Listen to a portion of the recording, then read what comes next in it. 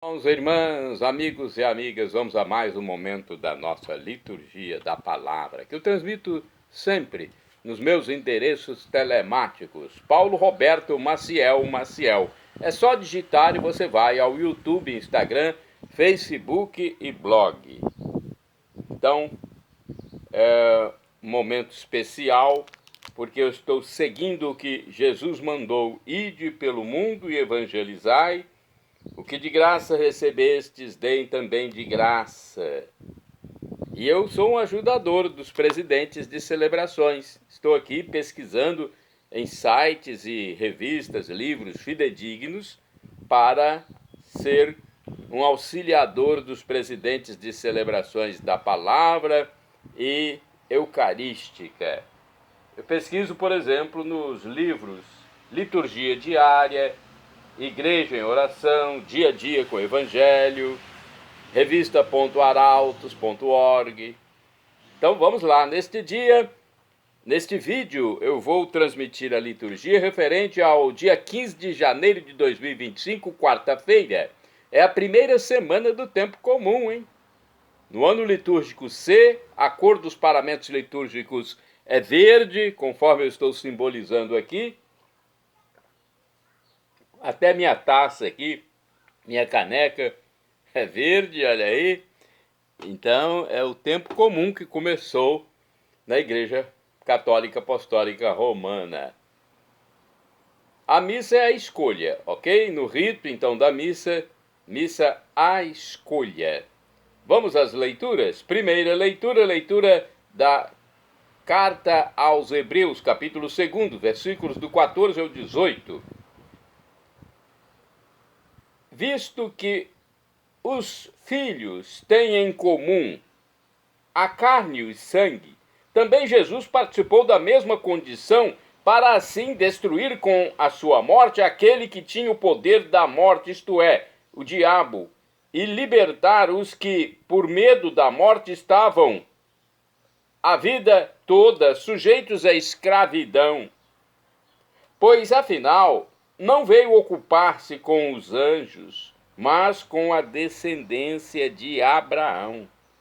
Por isso devia fazer-se em tudo semelhante aos irmãos para se tornar um sumo sacerdote misericordioso e digno de confiança nas coisas referentes a Deus, a fim de expiar os pecados do povo. Pois tendo ele próprio sofrido ao ser tentado, é capaz de socorrer os que agora sofrem a tentação. Palavra do Senhor, graças a Deus. Salmo responsorial ou Salmo 104, na Bíblia Vulgata, ou 105, na Bíblia de Jerusalém. Versículos do 1º ao 2º, 3º ao 4º, 6º ao 7º, 8º ao 9º, refrão, 8º A. O Senhor se lembra sempre da aliança. É o refrão, hein? Repitamos. O Senhor se lembra sempre da aliança. Dai graças ao Senhor, gritai seu nome, anunciai entre as nações seus grandes feitos, cantai, entoai salmos para ele, publicai todas as suas maravilhas. O Senhor se lembra sempre da aliança. Gloriai-vos em seu nome que é santo, exulte o coração que busca a Deus.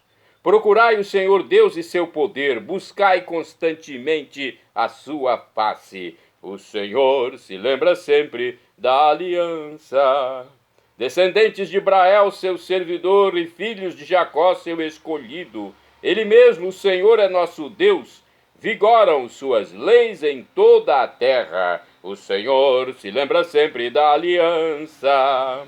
Ele sempre se recorda da aliança promulgada a incontáveis gerações, da aliança que ele fez com Abraão e do seu santo juramento a Isaque. O Senhor se lembra sempre da aliança. Repitamos: o Senhor se lembra sempre da aliança. Agora vamos à proclamação do Evangelho. Depois, e antes da proclamação, temos a aclamação. É um cântico para anteceder o Evangelho e animar a plateia, a assembleia, né, a comunidade, a fim de ouvir a palavra. Vamos então aclamar o cântico de aclamação e depois a proclamação. O evangelho é o escrito por São Marcos, capítulo 1, versículos do 29 ao 39. Aleluia, aleluia, aleluia, aleluia. Aleluia, aleluia, aleluia, aleluia. Minhas ovelhas escutam minha voz, eu as conheço e elas me seguem. Aleluia, aleluia, aleluia, aleluia. Aleluia, aleluia, aleluia, aleluia. O Senhor esteja convosco, Ele está no meio de nós. Proclamação do Evangelho de Jesus Cristo, segundo São Marcos. Glória a vós, Senhor. Pelo sinal da Santa Cruz, livra-nos Deus nosso Senhor dos nossos inimigos. Naquele tempo, Jesus saiu da sinagoga e foi com Tiago e João para a casa de Simão e André. A sogra de Simão estava de cama com febre, e eles logo contaram a Jesus. E ele se aproximou, segurou sua mão e ajudou-a a levantar-se. Então a febre desapareceu e ela começou a servi-los. À tarde, depois do pôr do sol, levaram a Jesus todos os doentes e os possuídos pelo demônio. A cidade inteira se reuniu em frente da casa. Jesus procurou muitas pessoas, melhor dizendo, curou muitas pessoas de diversas doenças e expulsou muitos demônios. E não deixava que os demônios falassem, pois sabiam quem ele era. De madrugada, quando ainda estava escuro, Jesus se levantou e foi rezar num lugar deserto. Simão e seus companheiros foram à procura de Jesus. Quando o encontraram, disseram: "Todos estão te procurando." Jesus respondeu: "Vamos a outros lugares, às aldeias da redondeza. Devo pregar também ali, pois foi para isso que eu vim." E andava por toda a Galiléia pregando em suas sinagogas e expulsando os demônios. Palavra da salvação. Glória a vós, Senhor. Vamos à reflexão, primeira reflexão do livro Igreja em Oração. Nós devemos sempre saber um pouco mais sobre a palavra de Deus, aquilo que nos é transmitido. Vamos à reflexão do dia a dia com o Evangelho. A Igreja em Oração, ela está sendo mais referente a outro Evangelho. Então, aqui no livro Dia a Dia com o Evangelho, temos a reflexão de Marcos, capítulo 1, versículos 29 ao 39. Jesus se desloca da sinagoga até a casa de Simão e André, e informado sobre a febre da sogra de Simão Pedro, Jesus a cura, tomando-a pela mão. Estender a mão ao necessitado é um gesto que Jesus repete em outras circunstâncias. Quando foi que estendemos a mão para reerguer alguém do desânimo e da tristeza? Recuperada a saúde, a mulher se pôs a serviço da comunidade. Jesus, na sua missão, segue alguns critérios. Primeiramente, ele se faz solidário com os doentes e as pessoas dominadas por maus espíritos. Depois, retira-se para rezar. A oração o põe em sintonia com a vontade do Pai e torna mais eficaz sua obra libertadora. Enfim, não se instala no mesmo lugar, mas vai à procura dos que estão afastados, a fim de anunciar também a eles o Evangelho. Jesus diz: "Foi para isso que eu vim, para pregar a palavra a todos." Né? Bem, no livro Palavra e Vida, multidões seguem Jesus. Está logo no início do comentário. Jesus talvez não... talvez essas pessoas não tinham uma boa ideia de quem era Jesus sob o ponto de vista teológico, que ele era Deus. Hoje nós sabemos muito mais, mas aquela gente sentia que Jesus, com sua palavra e com seus atos, era portador de uma mensagem de salvação e de livramento. Por isso queriam estar próximo dele, monopolizá-lo até. Porém, Jesus não se deixa manipular. Escapa dos que o querem controlar e apossar-se dele. Sua mensagem era para todos. não conhecia fronteiras. Atualmente sua mensagem está em nossas mãos e nós somos os responsáveis de que ela chegue aos que não o conhecem. Deixa eu ver aqui também, na Bíblia de 1990, a Bíblia Pastoral, se tem algum comentário sobre Marcos capítulo 1, versículos de 29 a 39. Algum comentário que possa acrescentar algo. Marcos capítulo 1, versículos do 29 a 39. Para os antigos a febre era de origem demoníaca. Libertos do demônio, os homens podem levantar-se e pôr-se a serviço. Os demônios reconhecem quem é Jesus, porque sentem que a palavra e a ação dele ameaçam o domínio que eles têm sobre o homem. Então, Jesus tem o poder sobre o demônio, sobre a febre. Ele é Deus. Agora vamos aos santos do dia. Dia 15 de janeiro é dia de São João Calibita, asceta, monge, aquele que faz a ascese, né? Que se dedica a Deus profundamente. Ele é do século V, quando morreu. Segundo a tradição, João Calibita abandonou a casa paterna ainda jovem e foi viver numa choupana em Constantinopla, Turquia. Ali ele dedicou-se estritamente à contemplação e penitência. João era filho de aristocratas, de pessoas importantes, e viveu em Constantinopla no século V. Com apenas 12 anos, fugiu para o mosteiro dos Assemitas, cuja regra de vida era o Evangelho, que sempre carregavam consigo. Após alguns anos, porém, começou a viver uma vida de mendicante, sem ser reconhecido nem diante da casa paterna. Olha só a história de São João Calibita. São João Calibita, rogai por nós.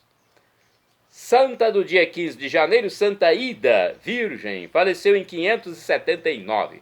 Foi fundadora do mosteiro de Cloyne Credal, na Irlanda.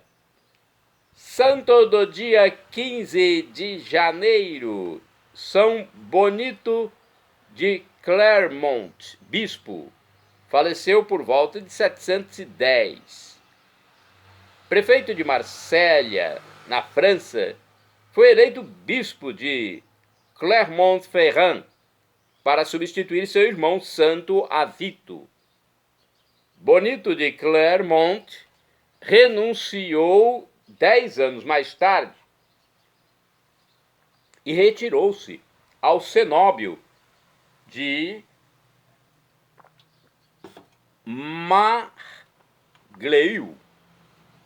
Mangleiu, uma localidade aqui, não sei nem se a pronúncia é essa, mas é um cenóbio, local de oração, de Mangleiu. Santo do dia 15 de janeiro, São Francisco Fernandes de Capilas, presbítero, ou seja, padre, sacerdote, e também mártir. Vamos saber um pouco da história dele? Ele faleceu em 1648, foi sacerdote dominicano espanhol. Levou o nome de Cristo às Filipinas, depois a Fujian, na China. Nesse continente, neste país, melhor dizendo, país chinês, continente da Ásia, foi preso e decapitado, ou seja, teve a cabeça decepada, cortada. São Francisco Fernandes de Capilas, rogai por nós. Santo do dia 15 de janeiro, Santo Arnaldo Jansen, presbítero, faleceu em 1909.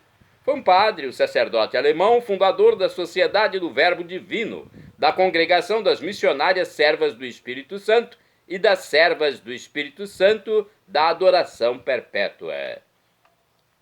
Santo do dia 15 de janeiro, Beato Pedro de Castelnau.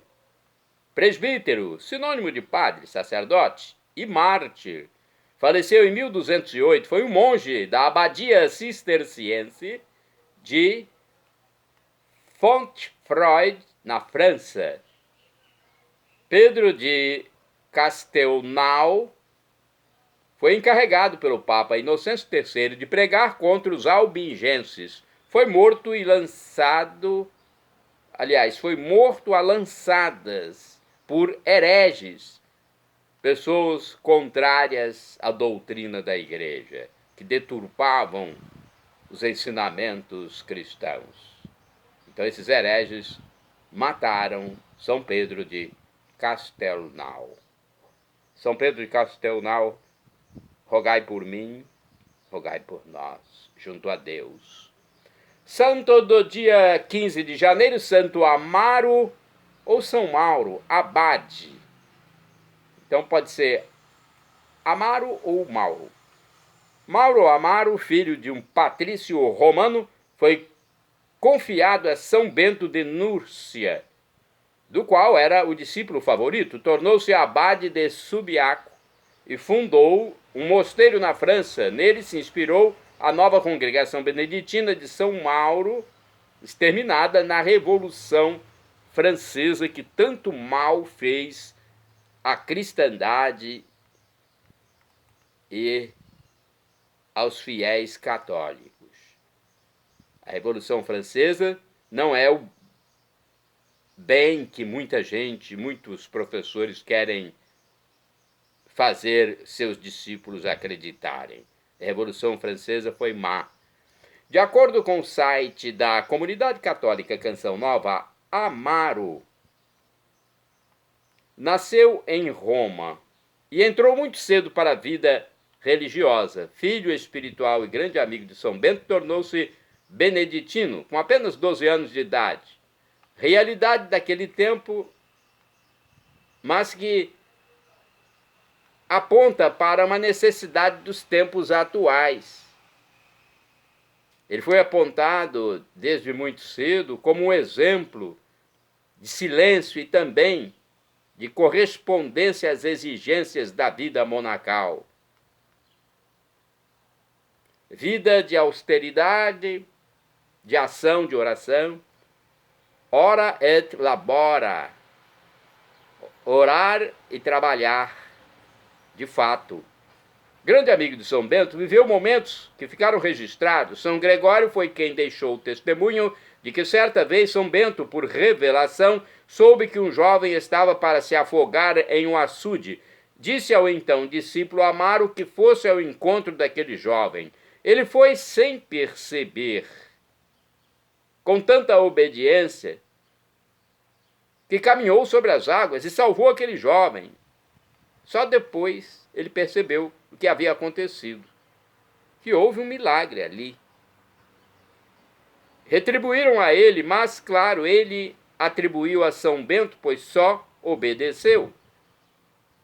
História ou lenda, isso demonstra como Deus pode fazer o impossível aos olhos humanos na vida e por meio da vida naqueles que acreditam e buscam corresponder à vocação. Todos nós temos uma vocação comum, a mesma que Santo Amaro teve, a vocação à santidade. Olha, esse santo foi quem sucedeu São Bento em Subiaco, quando este foi para o Monte Cassino. Ele foi exemplo de virtude e obediência, além da abertura à ação do Espírito Santo. Morreu em 15 de janeiro de 584, aos 72 anos.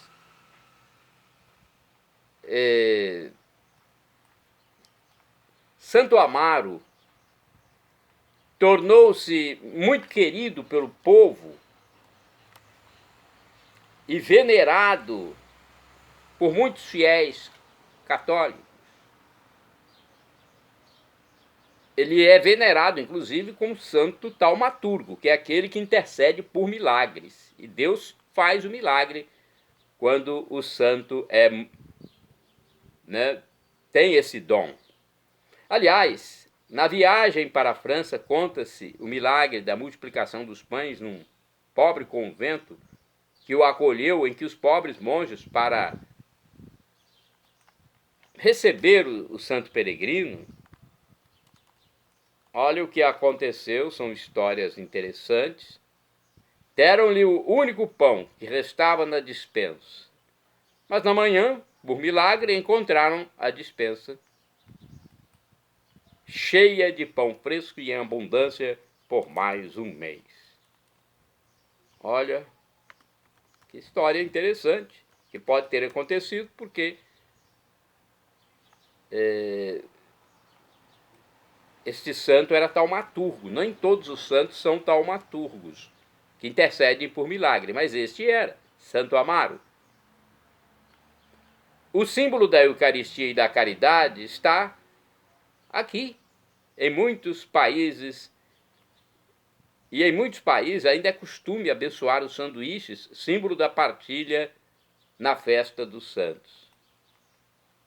Que interessante, não é? Então, isso nos reporta a Eucaristia. Que bonito, não é? É importante saber que nós temos a Eucaristia em todas as missas e celebrações da palavra. Temos a hóstia consagrada. E devemos, então, nos reportar a Santo Amaro quando quisermos saber de algo que aconteceu e que marcou uma época. Santo Amaro ou São Mauro, rogai por nós. Santo do dia 15 de janeiro, São Paulo I Eremita. Sabe-se pouco sobre a vida de Paulo Eremita, um dos primeiros cristãos que viveram nesta vida. Ele morou no Egito entre os séculos III e IV, mas fugiu para o deserto por causa da perseguição de Décio. Segundo a tradição, ainda existe em sua cela um santuário diante do Monte Sinai. Ele faleceu aos 60 anos de vida solitária. Olha que interessante, né? São Paulo I Eremita. Shalom Adonai é uma expressão hebraica que significa a paz de Deus, é o que eu desejo para todos vocês. El Shaddai, também do hebraico, significa Deus onipotente, Deus todo-poderoso. Ele proverá aquilo que você deseja se for para o seu bem. O professor e escritor de mais de 100 livros da Igreja Católica, Felipe Rinaldo Queiroz de Aquino, em seu canal no YouTube, diz que Deus pode nos dar uma dessas 3 respostas quando suplicamos algo. Sim, não ou espere. A que for melhor, ele nos dará. Afinal de contas, ele é o Deus onisciente, o Criador do universo, que sabe tudo, onipotente, onipresente. Respeitemos as respostas de Deus e também as demoras de Deus. Então, se for um sim, tudo bem. Se for um não, tudo bem. Se for uma espera, tudo bem da mesma forma. E agora eu clamo Maranatá, como dizemos nós católicos, ou Maranata, como dizem nossos irmãos separados, os evangélicos ou protestantes. Não importa, a pronúncia ou o significado é o mesmo. Vinde, Senhor Jesus. Um dia ele voltará. São Paulo apóstolo diz que a tribulação de agora nem se compara com a glória futura que será revelada em nós no juízo final, quando Jesus voltar. Quando eu falo nós, são aqueles que aceitam Jesus como Deus, são batizados e arrependem-se dos seus pecados. Todos terão a vida por todos os séculos dos séculos, com a visão beatífica de Deus. Viveremos para sempre, com felicidade em plenitude, junto com todos os santos, com todos os salvos, com todos os anjos de Deus, com Deus Pai, Deus Filho e Deus Espírito Santo. Perdão, Senhor, pelos meus pecados passados, presentes, futuros, físicos e espirituais, pecados do pensamento, palavras, atos, omissões, e me dê a vida eterna. Meu Jesus, eu quero a vida eterna convosco. Acesse Paulo Roberto Maciel, YouTube, Instagram, Facebook e blog. No YouTube, mais de 10 mil vídeos para você usar, você meu seguidor, com responsabilidade, com prudência, com boa vontade. Shalom Adonai, a paz de Deus em Jesus Cristo, segunda pessoa da Santíssima Trindade.